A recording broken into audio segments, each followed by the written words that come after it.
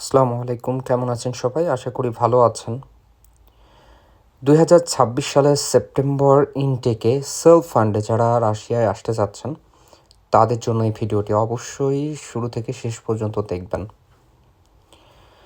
রাশিয়ায় বিশেষ করে সেন্ট পিটার্সবার্গে স্টুডেন্ট হিসেবে 2026 সালের সেপ্টেম্বর মাসে সেলফ ফান্ডে আসা উচিত কিনা এই প্রশ্নটা এখন অনেকের মনেই কিন্তু ঘুরপাক খাচ্ছে।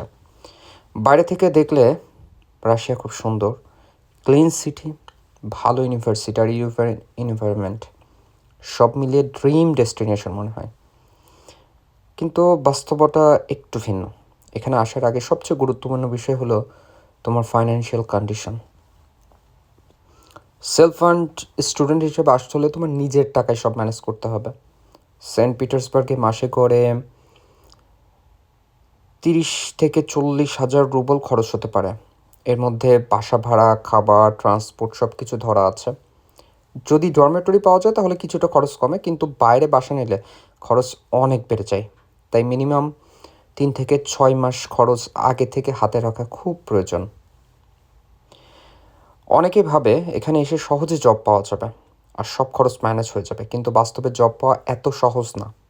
রাশিয়ান ল্যাঙ্গুয়েজ জানা না থাকলে কাজ পাওয়া খুব কঠিন হয়। আর স্টুডেন্ট ভিসাতে কাজ করারও কিছু নিয়মের লিমিটেশন থাকে। কিছু পার্ট টাইম কাজ পাওয়া যায়। বর্তমানে ডেলিভারির যে জব ইয়ানডেক্স এটা টোটালি বন্ধ করে দিয়েছে। সো ডেলিভারি জব এটা পাওয়া যাবে না। শুধুমাত্র রেস্টুরেন্ট, ক্লিনিং বা ওয়্যার হাউসে এই জবগুলো করা যাবে, যেটার উপর নির্ভর করে পরবর্তী বছরের টিউশন ফি সব খরচ মিলায়ে কাভার করা সম্ভব নয়। সো অবশ্যই নিজের উপর পরবর্তী বছরের টিউশন ফির ম্যানেজের চিন্তা করে অবশ্যই আসার সিদ্ধান্ত নিতে হবে। পড়াশোনার দিক থেকেও শুরুতে একটু স্ট্রাগল করতে হবে। রাশিয়ান ল্যাঙ্গুয়েজ জানা না থাকলে ক্লাসে বুঝতে একটু সমস্যা হয়। নতুন পরিবেশ, নতুন মানুষ সব কিছুর সাথে মানিয়ে নিতে সময় লাগে। সাধারণত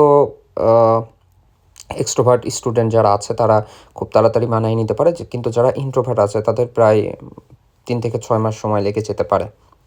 এবং এটা মানুষ থেকে অন্য মানুষ এটা ভ্যারি করে। আরেকটা বড় বিষয় হলো ওয়েদার আর মেন্টাল কন্ডিশন। সেন্ট পিটার্সবার্গে উইন্টারে অনেক কঠিন তুষারপাত, ঠান্ডা আর অনেক সময় সূর্যের আলো কম থাকে। এটা সত্য, আমি ফেস করেছি।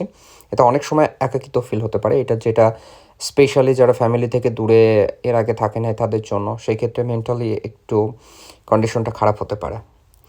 সো 2026 সালে আসার আগে আরেকটা বিষয় মাথায় রাখতে হবে, বর্তমান গ্লোবাল যে সিচুয়েশন, এটা ইকোনমি, ভিসা রুলস এগুলো মাঝে মাঝে চেঞ্জ হতে পারে। তাই আপডেট ইনফরমেশন নিয়ে আসা খুবই গুরুত্বপূর্ণ।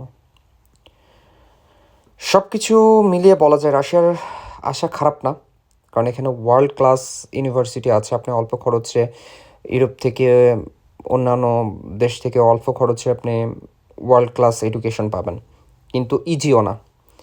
যদি তোমার কাছে এনাফ টাকা থাকে, তার মানে আপনাদের কাছে যদি এনাফ টাকা থাকে, তাহলে অবশ্যই আপনারা মেন্টালি যদি স্ট্রং হন তাহলে সেক্ষেত্রে অবশ্যই স্ট্রাগল করার জন্য রেডি থেকে অবশ্যই আসতে হবে।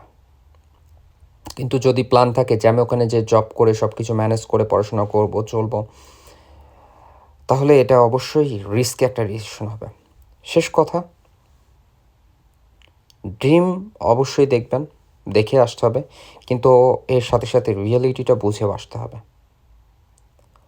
আর কারণ এখানে টিকে থাকাটা শুধুমাত্র ইচ্ছা না, স্ট্রং মাইন্ডসেট আর প্রপার প্ল্যানিং দরকার।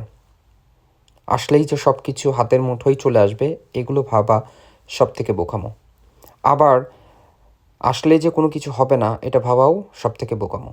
সো আপনাকে নিজের মতো করে, নিজের যোগ্যতা অনুসারে সব কিছু আপনি পারবেন। আপনার মাইন্ডসেট যদি পজিটিভ থাকে অবশ্যই পারবেন। ভিডিওটি ভালো লাগলে অবশ্যই লাইক, কমেন্ট, শেয়ার করবেন।